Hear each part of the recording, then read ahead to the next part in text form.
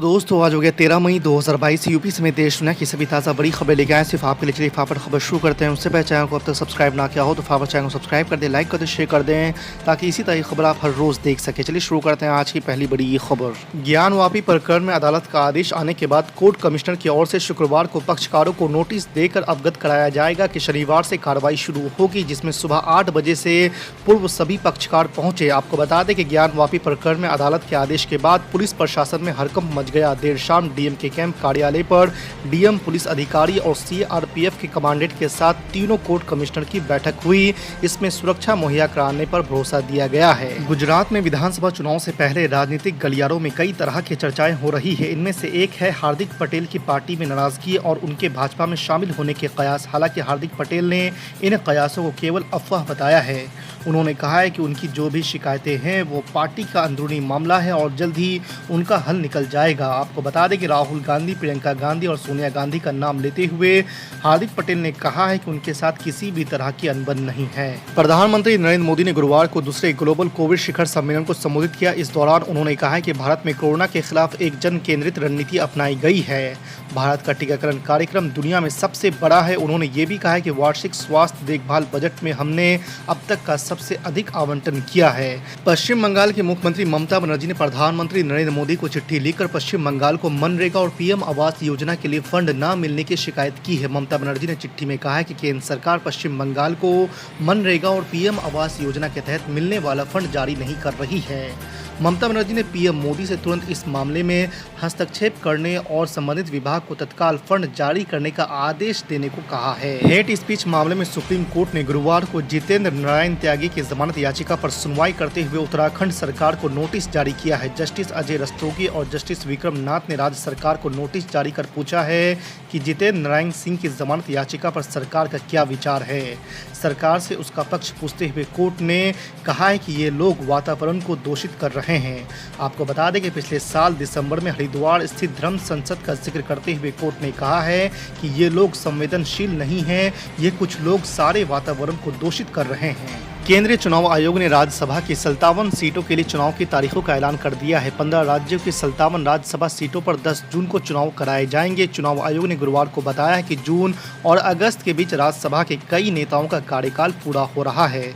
आपको बता दें कि राष्ट्रपति चुनाव से पहले होने वाले राज्यसभा चुनाव काफ़ी अहम माने जा रहे हैं, क्योंकि भारतीय जनता पार्टी फिलहाल उच्च सदन में 95 सीटों के साथ टॉप पर है और चुनाव के बाद वो फिर 100 का आंकड़ा पार कर सकती है। वाराणसी में ज्ञानवापी मस्जिद को लेकर गुरुवार को सेशन कोर्ट ने बड़ा फैसला सुनाया। कोर्ट ने ज्ञानवापी मस्जिद का सर्वे 17 मई से पहले कराने का आदेश दिया है। इस पर ऑल इंडिया मजलिस इत्तेहादुल मुस्लिमीन के प्रमुख असदुद्दीन ओवैसी का बयान आया है। असदुद्दीन ओवैसी ने आज तक से कहा है कि हम एक मस्जिद खो चुके हैं, दूसरा नहीं खोना चाहते। उन्होंने कहा कि कोर्ट का फैसला गलत है। मस्जिद कमेटी को सुप्रीम कोर्ट जाना चाहिए और सर्वे को रोकना चाहिए। असदुद्दीन ओवैसी ने कहा कि कोर्ट का फैसला संसद के 91 एक्ट के खिलाफ है। उन्होंने कहा कि जो सच है वो सच रहेगा। अगर सरकार 91 एक्ट को ख़त्म कर दे तो अलग बात है। असदुद्दीन ओवैसी ने कहा कि पार्लियामेंट के एक्ट को माना जाना चाहिए। ओवैसी ने कहा है कि मुगलों का पैरोकार मैं नहीं हूं, बीजेपी इस मसले पर सियासत कर रही है। आप हमको नहीं रोक सकते, हमारा जमहूरी हक है।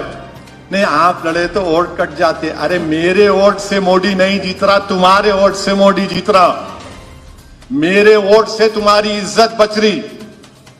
अगर उत्तर प्रदेश का मुसलमान झोली भर भर कर खैरात में वोट नहीं देता समाजवादी पार्टी को, तो अखिलेश अपने घर से मुंह नहीं दिखा सकते थे, निकल नहीं सकते थे। मगर हमको अपनी लीडरशिप को बनाना है। याद रखिए, आने वाले हालात, आने वाले नफरत के तूफान और रहेंगे।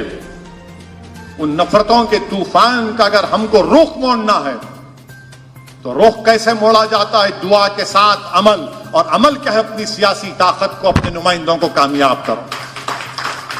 तो आप तमाम को दिली मुबारकबाद ईद की, और उस रमजान के स्पिरिट को बरकरार रखिए। मजलूमों का साथ दीजिए, गरीबों की मदद करिए और जमात को और मजबूत करिए। और मैं इंशाअल्लाह ताला आने वाले दिनों में याकूतपुर असेंबली कॉन्स्टिट्यूंसी में जहां पर इब्तदाइयां बन चुकी हैं और जहां कहीं इब्तदाई बनी, मैं आकर उस इब्तदाई सदर के घर के ऊपर एक नेम प्लेट लगाऊंगा ताकि लोगों को मालूम हो सके कि मेरा इब्तिदाई का सदर मजलिस इत्तेहादुल मुस्लिमीन उसकी मजम्मत करती है, कंडेम करती है। हम उसका कंडेम करते हैं इसलिए कि इस्लाम में शादी जो होती है दो मुस्लिम मर्द और मुस्लिम खातून में होती है तो ही निकाह होता है। हिंदू मैरिज एक्ट में आपको हिंदू होना जरूरी है तभी आपकी शादी लीगल होती है। समझे ना बात को आप, ये समझो पॉइंट को, नहीं तो यहां पर भी चुरपुर बहुत शुरू हो जाएंगे। इन्हें शुरू कर दिए, देखो इन लोग, यानी ऐसा हाल है कि फंस गई रजिया गुंडों में हाल हो गया मेरा। तो मुसलमानों में निकाह दो मुस्लिम मर्द और औरत में ही निकाह हो सकता है ना। ये एक्ट है शरीयत application act. Hindu marriage act में दो हिंदुओं के दरमियान शादी होती, चाहे वो स्पेशल मैरिज एक्ट का भी प्रोविजन उसमें है। यहां पर इस लड़की ने अपने पसंद से शादी की, कानूनन उसको इजाजत है, कानूनन उसको इजाजत है, उसने शादी कर ली। तो उनके भाई को ये कोई जवाज उनके पास नहीं है कि वो जाकर उस बच्ची के शौहर का कत्ल करे। कानूनन जुर्म है, इस्लाम में बदतरीन जुर्म कत्ल है, बदतरीन जुर्म कत्ल है। याद रखो आप, जो मासूम लोगों का कत्ल करता है वो उसी हालत में अल्लाह के दरबार में खड़े होगा हिसाब किताब के दिन कि या अल्लाह ये फलां शख्स मुझे मारा था, अब तू मेरा हिसाब कर। आपने क्यों मारा उस बच्चे को? मैं कंडेम करता हूं, खुला खुला बोल रहा हूं आपको। आपको पसंद नहीं था, ठीक है, आप मुंह फेर लेना था, मैं पसंद नहीं है, ठीक है, जाओ तुम। मगर आपने जुल्म किया, गलत हरकत की और मजलिस इसका कंडेम करती है। शादी निकाह दो मुसलमानों के दरमियान में होता है, उसी को निकाह बोलते। मगर आपको इख्तियार नहीं है कि आप जाकर उस बच्ची के शौहर को कत्ल कर दें। जुल्म है, ये याद रखो। डरो अल्लाह से। कुरान करीम की अलमाइदा की सूरे अलमाइदा की आयत नंबर 32 को पढ़ो जाकर आप। अल्लाह सुब्हानहू तआला फरमा रहे कि अगर कोई एक नाहक इंसान को कत्ल करेगा उसने पूरी इंसानियत को कत्ल करने के बराबर। किसी ने अगर एक की मासूम की जान बचाई तो उसने पूरे इंसानियत को बचाया। पढ़ो जाकर आप।